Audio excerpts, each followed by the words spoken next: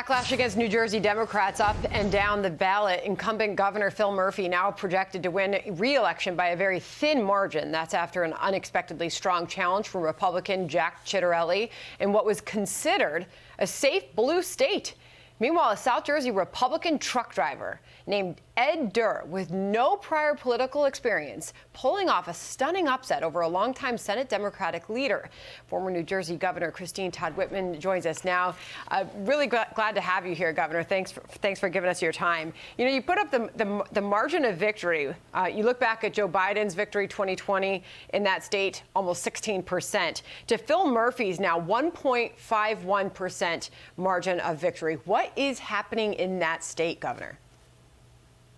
Well, I mean, there are a lot of things that are happening in the state, but just for those numbers, remember that back in 1992, when Bill Clinton won the state of New Jersey, won by 42 percentage points, and the next year I beat the incumbent governor, Democrat governor in the state, and by about 1.5 percentage points. So this is not that unusual, but you're absolutely right. Things are definitely happening. You saw what happened in South Jersey. That's a huge blow for the Senate president, Senator Steve Sweeney, to have been ousted like this. But then you look at a more northern county, Somerset County, which used to be solid red, has now even turned over a Senate seat that used to belonged basically to the Bateman family, but it was a solid Republican seat, and that's changed. So there are a lot of different things happening. I don't think it's as simple as we'd like it to be as to what the messages are from these elections. There are a few. I think they're very clear. The Democrats better get their act together if they want to be taken seriously as a governing party and do something that responds to what the needs of the people are. Youngkin, when he ran in Virginia, part of his race, he embraced some of the issues that Trump had put forward, but not Trump himself. And that's a message in and of itself, that you ought to be a little careful. And I think Jack Ciattarelli here in New Jersey, he embraced not just the issues, but embraced Trump himself. And that wasn't enough. There weren't enough Republicans on the far right to take him over the finish line, because he couldn't bring the moderate Republicans with him to the extent that he needed. So there's this balance here. The country is saying, come on, people, start addressing our issues. Stop fighting from the extreme on the right and the extreme on the left. Let's get together and get something done that matters to us. Really interesting to get your perspective on that. I mean, when you look at your comfort behind victory, as you just mentioned, in the early 90s and what that presaged in the House and the Senate in the state of New Jersey. I talked to Larry Kudlow yesterday about this, had a big conversation with him. He sends his regards, by the way, and he talked about coming in with you and working on that tax cutting strategy. Your message worked, and it did cause ripple effects for your party in the state of New Jersey. I just want to get this in here, and I'll have you react to what I just said by bringing up Edward Durr, this trucker for a furniture company, one we all know, Raymore and Flanagan, spent $153 on the primary, $5,000 overall for his campaign. No political experience. He stepped in up against Steve Sweeney, obviously a very experienced politician who spent $1 million on his campaign, and he's pulled off victory. What does that tell you, Governor? Well, first of all, it tells you you don't have to be a millionaire to win.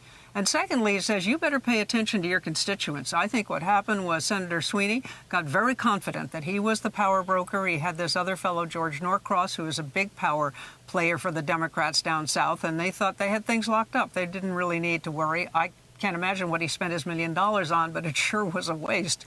I mean, that is a really significant turnover. What it does do, though, from the governor's perspective, is having knocked out that leadership, because they always didn't get on together terribly well, it puts him in a position to be stronger in the state as far as dealing with the legislature goes. So it'll be interesting to see how he handles that, whether he steps back and remembers, as Youngkin has to do in Virginia, once you're elected to these offices, you don't do policy for your party. You do it for the constituents. You have to remember you are the governor of all of the people. It's so interesting you say that. Against you. He was asked in a Fox News interview, Durr was, about how he was able to oust such a skilled politician. He said, I didn't beat him, we beat him. And that really, to your point, that was really the strategy that appears to have won there. Here he is in his own words, Ed Durr. Listen. Right. the state of New Jersey, the people of New Jersey beat them. They listened to what I had to say, and I listened to what they had to say. And it's a repudiation of Governor Murphy.